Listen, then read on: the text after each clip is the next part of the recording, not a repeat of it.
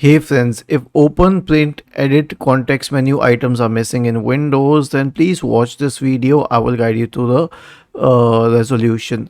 So this is not a fault, it is not an error. This is by the build of new Windows systems and it has been there for quite a while. But here's how you can remove it. It can be done through the registry editor. So search for registry editor in the Windows search bar and open the registry editor window. Go to HKey current user, software, Microsoft Windows current version Explorer. In the right pane, we will create a dword 32-bit entry named multiple invoke prompt minimum.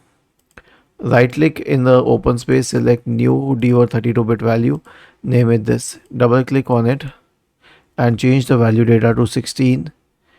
Click on OK and that is it. It will do the job. Was this helpful? If yes, then please subscribe to the channel, and if not, then let us know in the comment section of the video on how we could help you further. But yes, I'll give you one more suggestion. Restart your computer. Thank you for watching this video and have a nice day.